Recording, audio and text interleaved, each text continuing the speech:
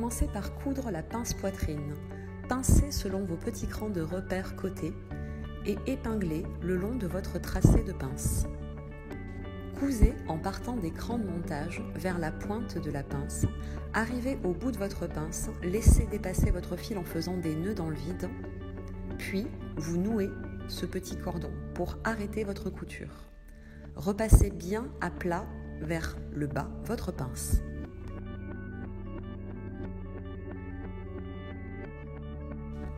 On va attaquer la poche passepoilée.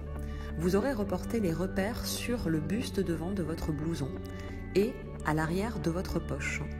Laissez bien 1,5 cm de part et autre du repère de pliure. Quand vous venez épingler, venez pointer avec une aiguille la limite sur le fond de poche et il faut que cela corresponde à la limite de votre rectangle. Puis vous épinglez sur toute la longueur de votre repère poche passepoilée.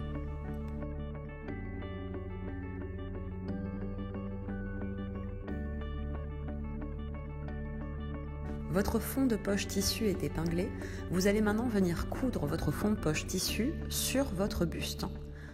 Commencez toujours par des points arrière votre couture, d'autant que là on est sur une poche, donc ça va être une zone qui sera très sollicitée. Cousez bien le long de la ligne de repère.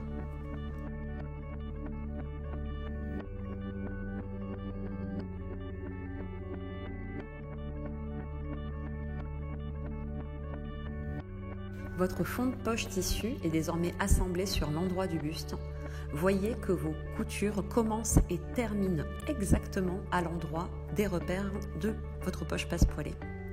Vous faites maintenant la même chose avec votre fond de poche doublure. Vous avez marqué au préalable les repères, vous venez les pointer avec l'aiguille. Votre fond de poche doublure va dépasser de manière beaucoup plus courte que votre fond de poche tissu. C'est tout à fait normal, ne vous inquiétez pas, fiez-vous bien aux repères du patron.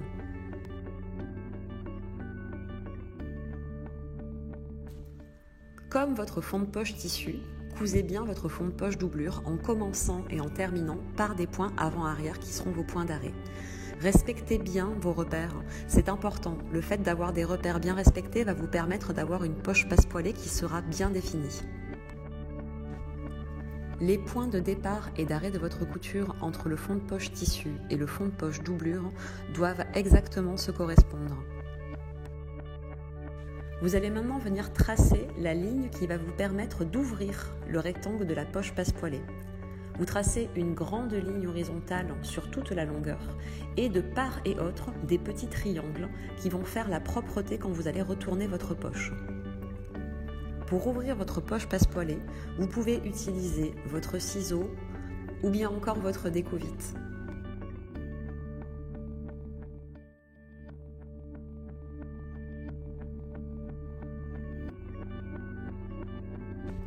Vous avez bien ouvert votre poche jusqu'à la limite des petits triangles, très près de vos points de départ et d'arrêt de couture des fonds de poche. Passez vos fonds de poche à l'intérieur de votre vêtement. Quand on regarde sur l'envers de votre pièce buste, vous vous retrouvez donc avec vos fonds de poche qui apparaissent sur l'endroit.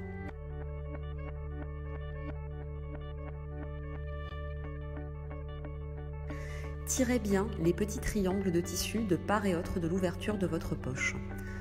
Rabattez-les bien vers l'extérieur.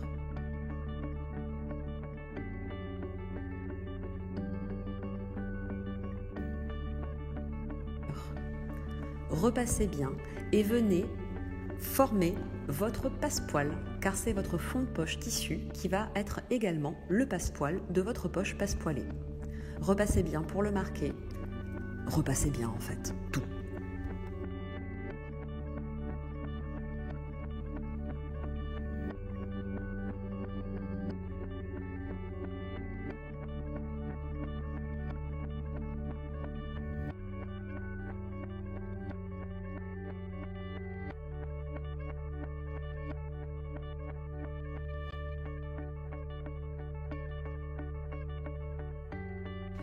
Remettez votre vêtement sur l'endoit et repassez bien pour bien venir aplatir toutes les petites pliures qui se font à l'angle de votre poche passepoilée. Vous allez maintenant coudre ensemble votre fond de poche tissu, votre fond de poche doublure et le fameux petit triangle. Cela va bien immobiliser les pièces et permettre de finir votre poche passepoilée. Épinglez bien le triangle avec le fond de poche tissu, et le fond de poche doublure.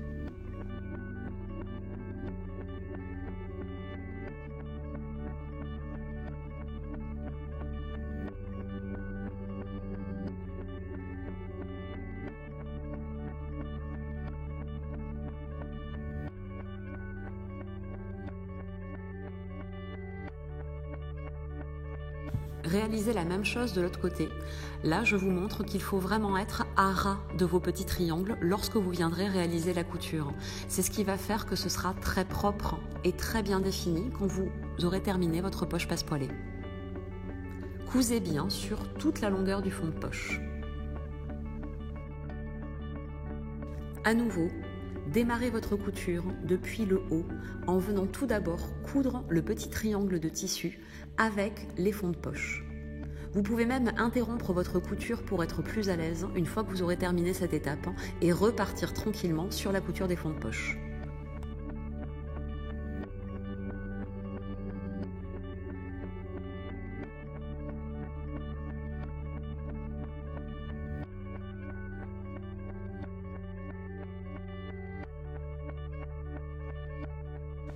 Et voilà le résultat, votre poche est faite. Bravo!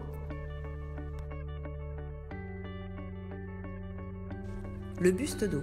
Venez épingler endroit contre endroit vos 2 pièces dos. Cousez le long de la ligne milieu dos.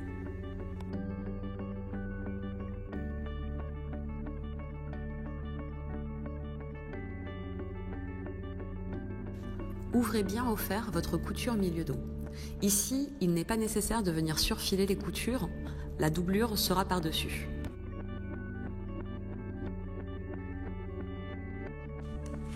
Préparez tout d'abord la petite bande qui va vous servir à confectionner vos passants. Repliez chaque extrémité vers le milieu de la bande, envers contre envers, et repassez bien. Rabattez maintenant votre bande de passants sur elle-même, écrasez bien au fer. Piquez sur toute la longueur de la bande de passant en vous mettant bien au bord de votre bande. Assemblez vos pièces manches devant et dos, endroit contre endroit. N'hésitez pas à vous aider des petits crans de repère qui sont sur toute la longueur de vos pièces manches. Ouvrez bien la couture au fer.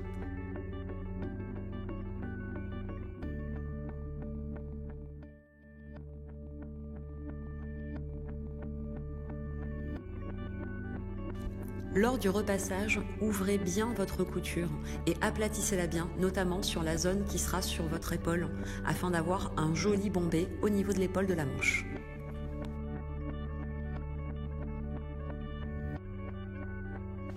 Venez former vos passants.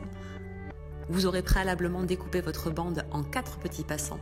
Prenez chaque extrémité du petit passant et rabattez-la sur elle-même. Repassez bien pour bien écraser.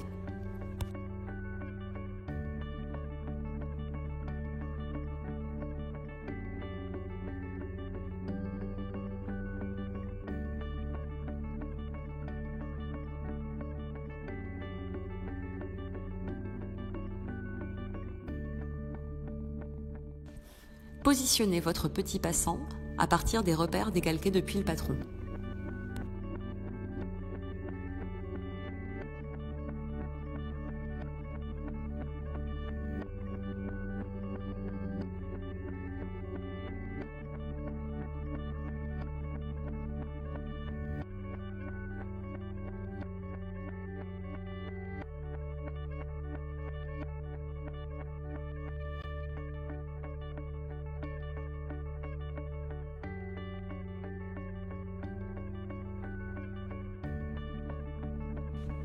Cousez chaque extrémité de vos petits passants. Faites attention à bien ménager un espace pour pouvoir ensuite passer la bande du poignet. Ici, je vous montre une couture réalisée selon un petit rectangle. Il y a différentes manières de coudre un passant, petit rectangle, croix, à vous de voir.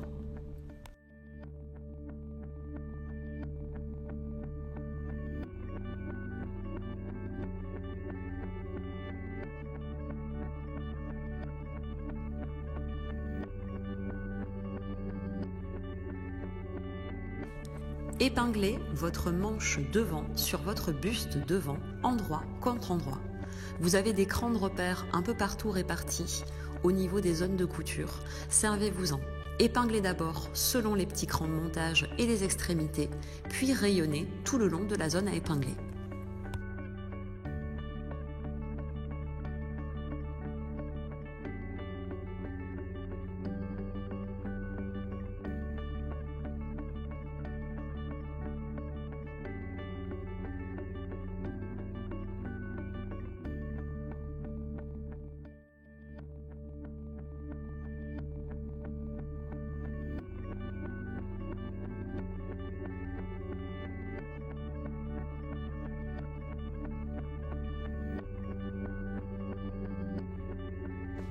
Cousez sur toute la longueur.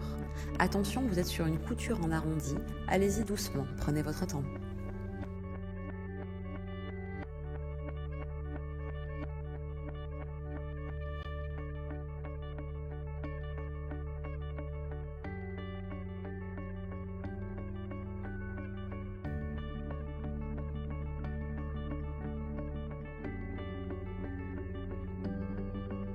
Et voilà le résultat.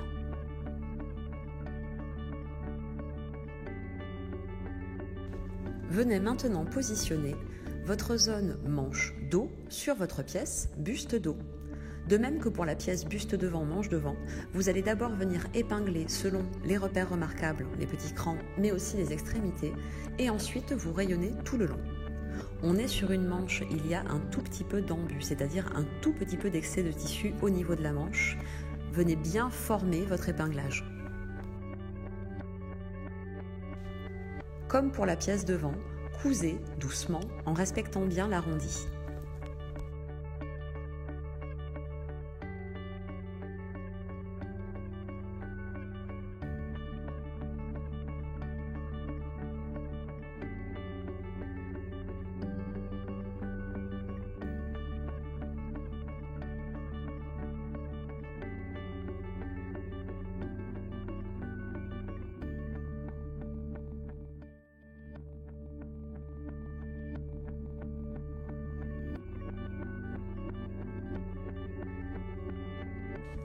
Vous allez faire pareil avec l'autre manche et voilà le résultat.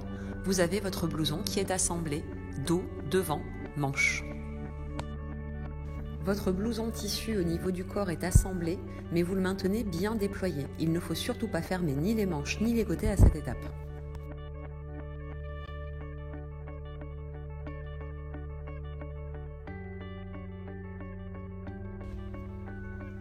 Votre pièce colle aura été préalablement entoilée. Selon le résultat que vous voulez obtenir, vous pouvez entoiler les deux pièces ou une seule pièce. Superposez vos pièces colle endroit contre endroit et cousez selon toute la ligne du dessus.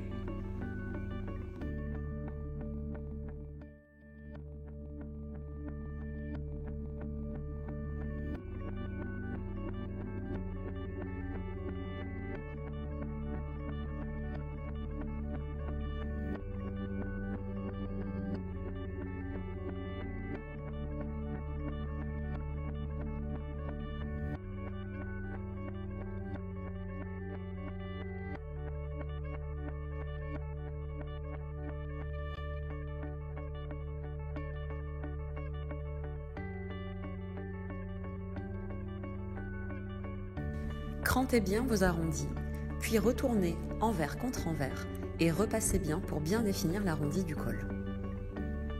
Et voilà, un petit col prêt à être assemblé.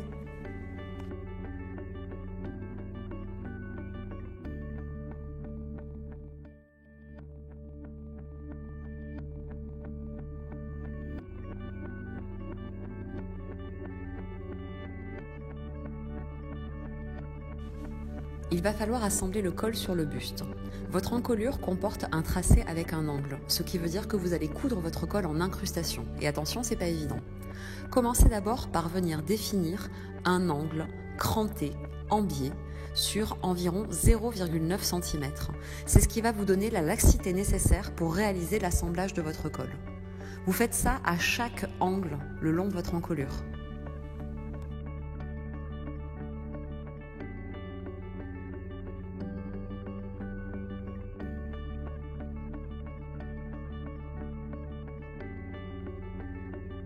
Épinglez tout d'abord votre col par le milieu dos, puis tout le long de l'encolure.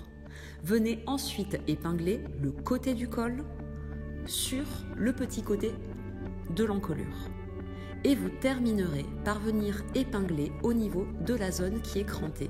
Cette zone crantée correspond à l'angle du col.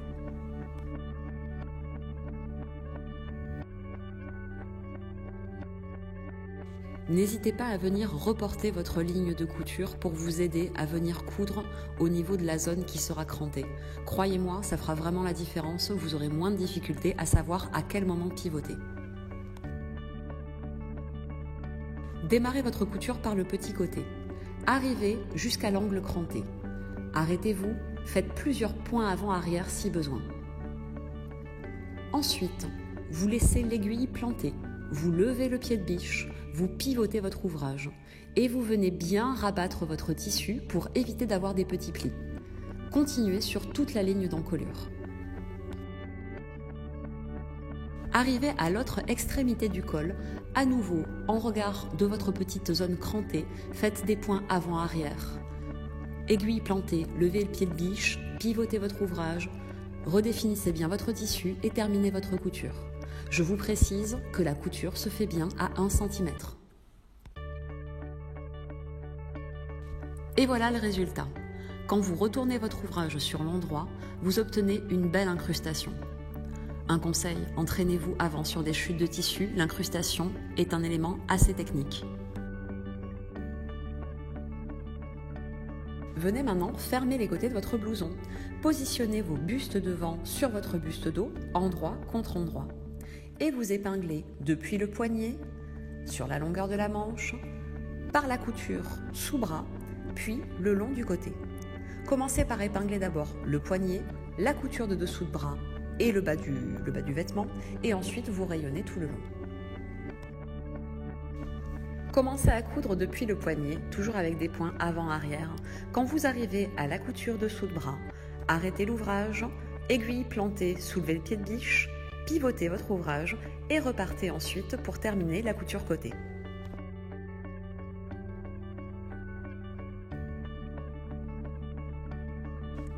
Glissez votre élastique à l'intérieur de votre ceinture que vous aurez préalablement repassé le long de la ligne de pliure, envers contre envers.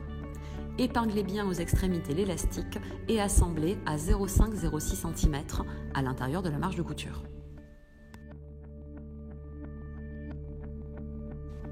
Vous ne cousez bien évidemment que les extrémités de votre ceinture. À nouveau, on se retrouve avec un montage en incrustation. C'est bon, maintenant vous êtes rodés. Vous aurez cranté en biais l'angle qui permet de positionner votre ceinture. Commencez par épingler l'extrémité de la ceinture sur le petit côté.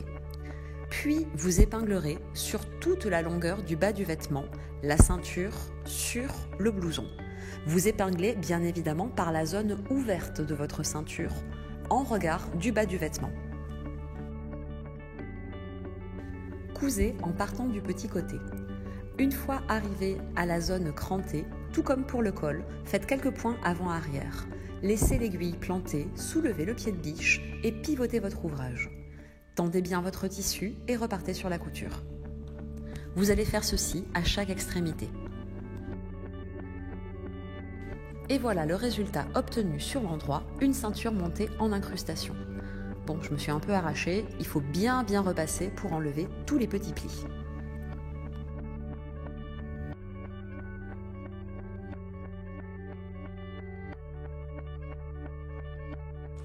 Épinglez vos 2 pièces pattes de zip endroit contre endroit, en laissant une ouverture sur toute la longueur de votre patte de zip. Cousez en définissant bien le petit arrondi. Allez-y lentement.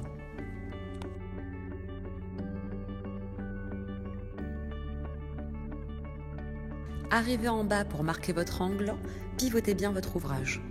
Marquez votre arrêt de couture par des points avant-arrière. Crantez vos arrondis, dégarnissez votre angle, désépaississez si besoin, et puis vous repassez en rabattant envers contre envers. Votre patte est enfin définie.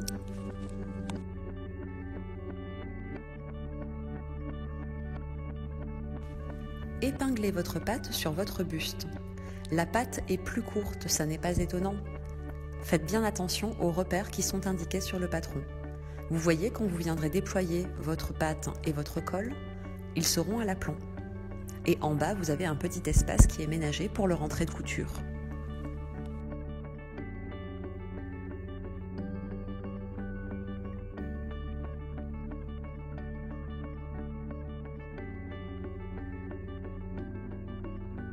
Votre zip est un zip séparable. Il faut utiliser pour le monter un pied à fermeture éclair ou à défaut un pied ganseur. Ouvrez intégralement votre zip et venez positionner le ruban sur toute la ligne milieu devant. Ruban en regard de la ligne, dent du zip vers l'extérieur. Votre zip est positionné endroit contre endroit, ce qui veut dire que quand vous allez le rabattre ensuite, la ligne des dents sera au milieu du vêtement. Faites bien attention quand vous cousez à vous mettre près des dents de votre zip. Vous avez assemblé votre premier ruban de zip. Venez refermer votre zip. Épinglez maintenant sur la deuxième partie du buste. Toujours pareil, endroit contre endroit. Épinglez en ayant votre zip fermé, ça vous permettra de bien vérifier que vous êtes au même niveau sur chaque côté du buste. Si nécessaire, vous pouvez même venir passer un fil de bâti, c'est-à-dire une couture à la main, pour stabiliser votre zip avant de venir le coudre. Attention, quand vous allez coudre ce côté, ici, c'est le côté sur lequel il y a le petit curseur. Cousez, arrêtez la couture par des points avant-arrière, remontez le curseur, puis à nouveau reprenez votre couture, sinon vous serez bloqué.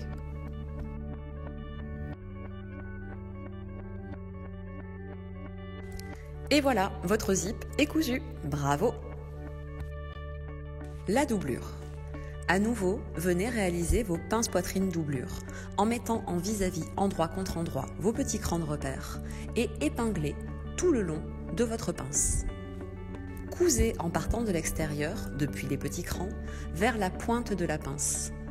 Arrivé à la pointe de la pince, laissez courir votre couture en faisant des petites boucles, puis coupez le fil et terminez en faisant un petit nœud.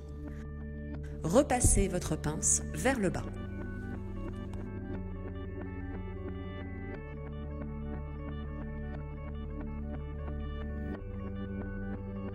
La doublure du blouson comporte un petit pli d'aisance sur la ligne milieu devant. Vous allez venir réaliser ce fameux petit pli d'aisance. Vous piquez depuis le cran sur toute la longueur du repère du pli d'aisance. Arrêtez votre couture par des points avant-arrière et repassez votre pli d'aisance vers le bas.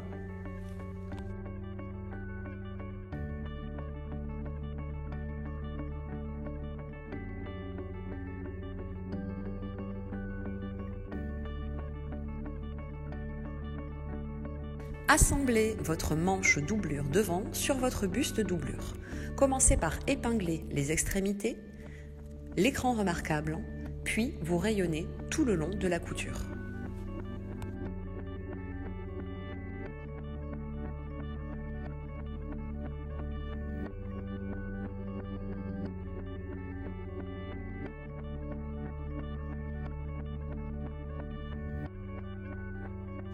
Repassez bien.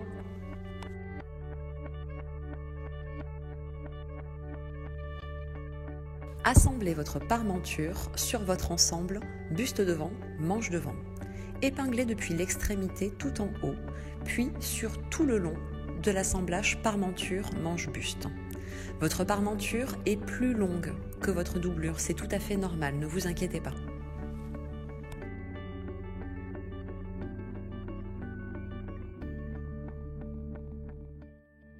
Arrivé en bas de votre assemblage, ménagez bien 1 cm, 1 cm 2 qui ne seront pas assemblés. Ça va vous permettre ensuite de réaliser le montage doublure-parmenture sur votre blouson. Assemblez votre pièce manche dos sur votre pièce manche devant, endroit contre endroit. Aidez-vous bien des petits crans.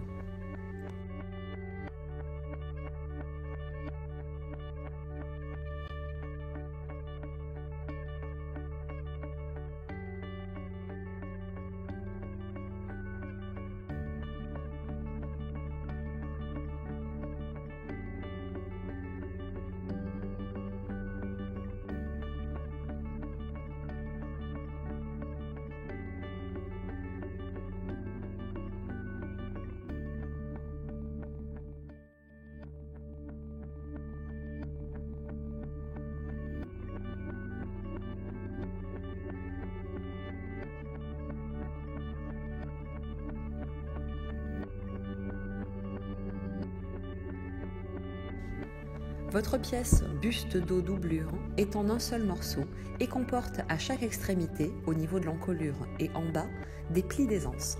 Vous allez venir épingler cran contre cran, endroit contre endroit, vos petits plis d'aisance en haut et en bas, et vous cousez sur toute la longueur du repère.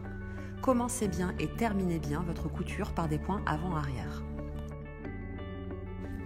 Repassez bien vos plis d'aisance.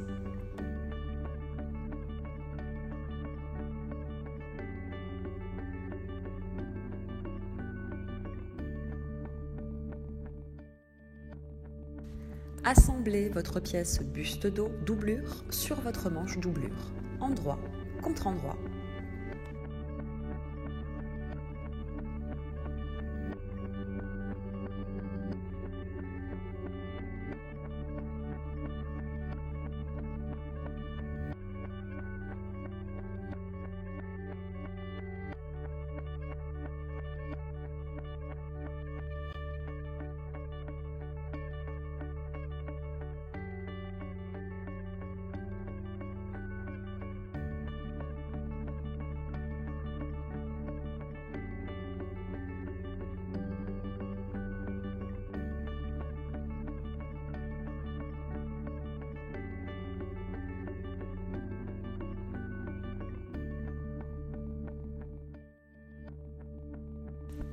Vous répétez ensuite l'opération avec l'autre assemblage buste-manche de l'autre côté de la pièce dos.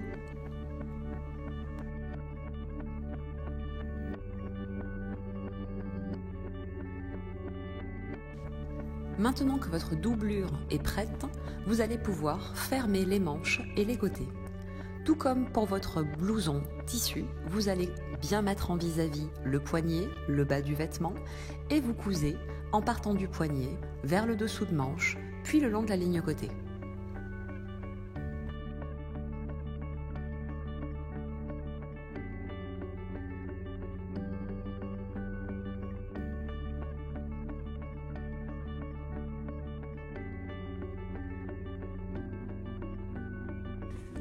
Posez votre blouson tissu déployé devant vous, en droit, face à vous. Tirez vos manches pour les rabattre sur l'envers.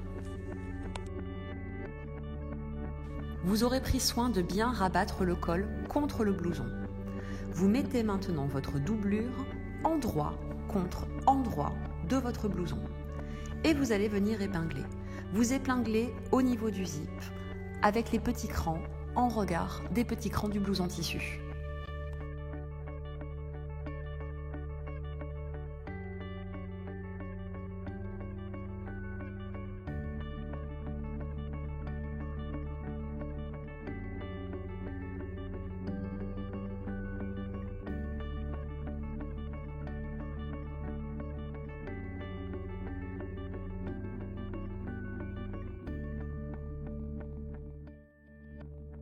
Les dents du zip sont bien à l'intérieur de votre assemblage.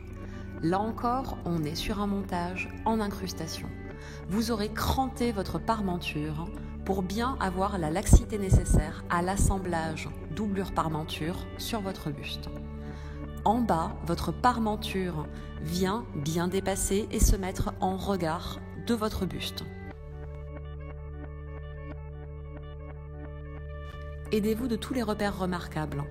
La ligne assemblage parmenture doublure répond à la ligne assemblage de la manche sur votre blouson. Les angles répondent aux angles. Les crans répondent aux crans.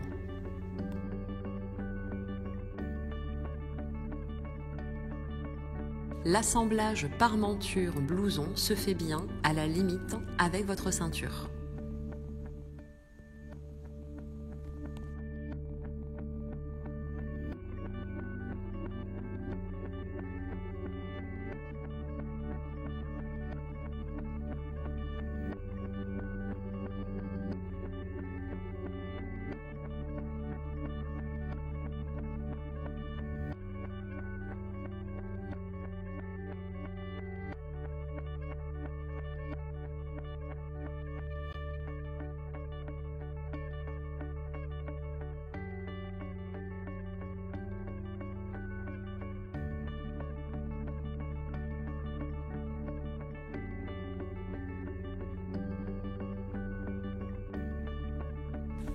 Je vous conseille, quand vous viendrez coudre votre assemblage, de retourner votre ouvrage pour suivre la première ligne de couture qui vous avait servi à coudre votre col sur votre blouson.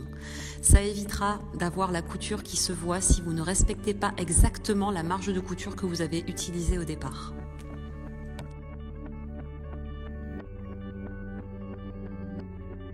Allez-y lentement, prenez votre temps. Vous aurez sur un des côtés le curseur du zip qui va vous gêner. À nouveau, faites comme je vous l'ai conseillé au moment du montage du zip.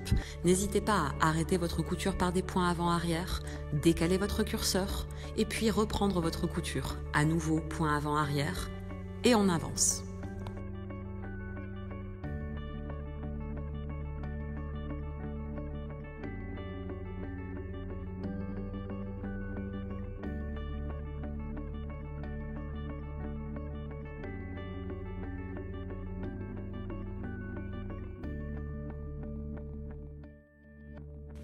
Quand vous en êtes aux angles des incrustations, faites comme vous l'avez fait pour les incrustations précédentes.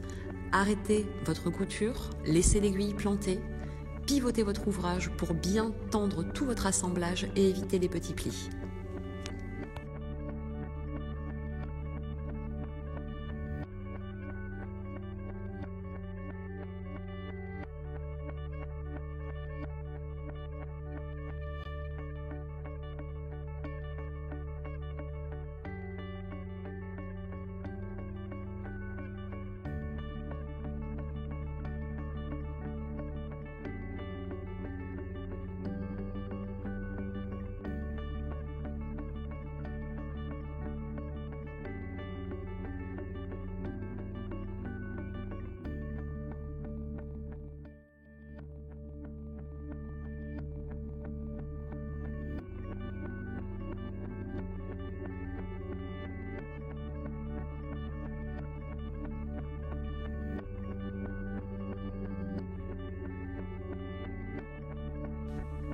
Et voilà ce que ça donnera quand vous retournerez votre ouvrage sur l'endroit.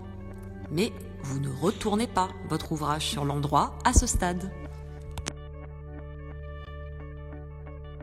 Vos bas de manche tissu et doublure sont chacun sur l'envers. Retournez l'extrémité des poignets. Et vous allez venir épingler en vis-à-vis les poignets de votre manche tissu et de votre manche doublure, endroit contre endroit. Faites bien attention, il faut que la couture du dessus de bras de la manche tissu corresponde à celle de la manche doublure. Et il faut que la couture du dessous de bras de la manche tissu corresponde également à celle de la manche doublure.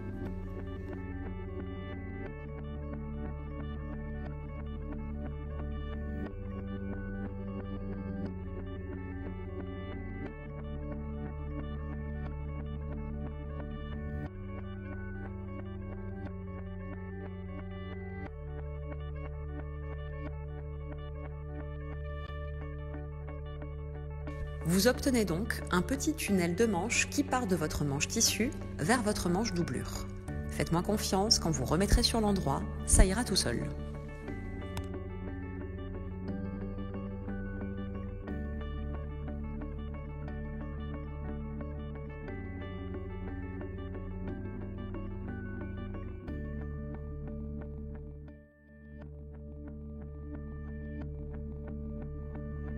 Cousez tout le long de la ligne du poignet. Allez-y doucement, on est sur une petite largeur de tissu, prenez votre temps.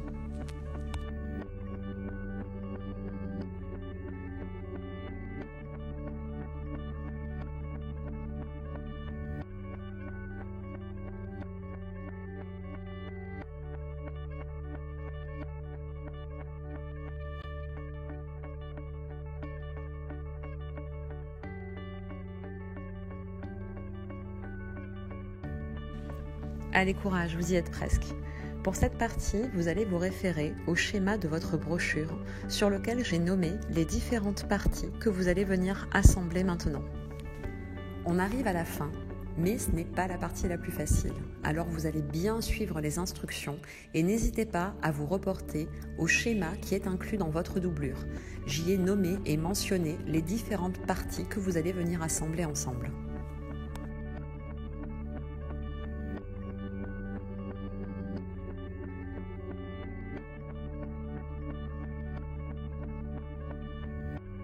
Venez pivoter votre ouvrage pour mettre A et A', l'une en face de l'autre, endroit contre endroit.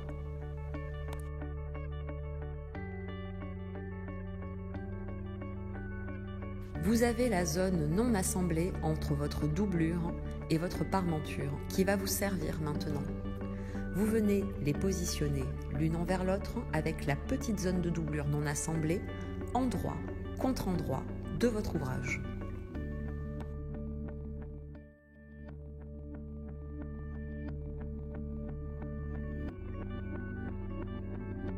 La zone qui correspond à la couture d'assemblage entre la ceinture et le buste tissu est appelée C petit d. Le bas de votre doublure est appelé C petit d. Épinglez endroit contre endroit C petit d, donc le bas de la doublure, avec la zone qui a servi à coudre votre ceinture et votre buste tissu.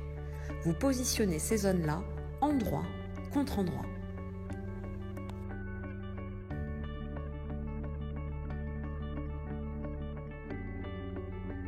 Vous épinglez sur tout le bas en ménageant une ouverture, c'est ce qui va vous permettre de retourner votre ouvrage à la fin.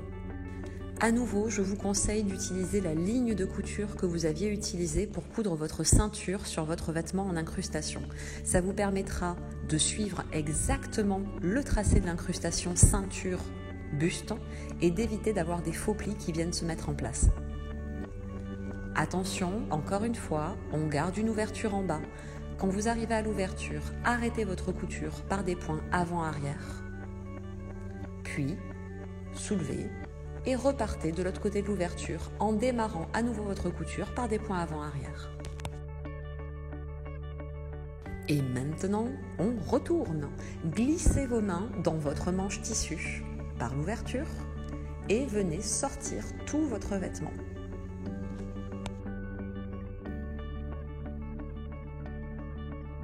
Sortez bien toutes vos pièces, votre zip, poussez bien tous vos petits angles à l'aide d'un petit instrument pointu.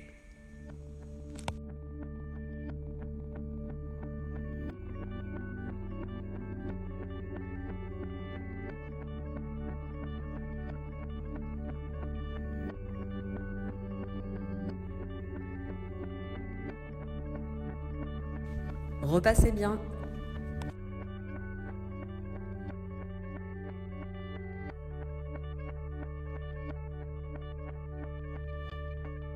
Et voilà le travail, impeccable. Refermez par de petits points à la main le bas de votre doublure sur votre blouson. Les passants bas de manche. Vous allez venir former vos passants bas de manche. Repliez-les endroit contre endroit et venez les assembler en ménageant une petite ouverture.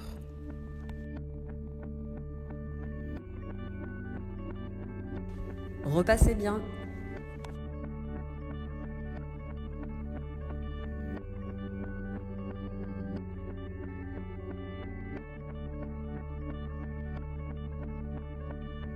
Dégarnissez bien vos angles et venez retourner votre ouvrage sur l'endroit. Vous pouvez utiliser un retourne-biais. Personnellement, je préfère la technique de la paille et de la baguette. Vous glissez votre paille, vous insérez la pointe d'une baguette et vous poussez.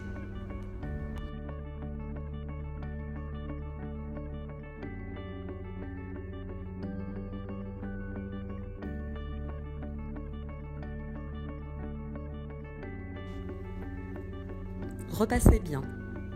Vous voyez, une petite ouverture a été ménagée avec votre marge de couture qui est bien évidemment à l'intérieur. Vous venez la finir avec des petits points à la main. La bande bas de manche est fixe, vous n'êtes pas obligé de venir faire une boutonnière, mais vous pouvez la réaliser si vous voulez avoir ce rendu esthétique. Glissez votre bande à l'intérieur de vos passants. Venez fixer votre plus joli bouton. Bravo, vous avez fini Sunset et c'était pas une mince affaire. Allez, montrez-moi ça maintenant.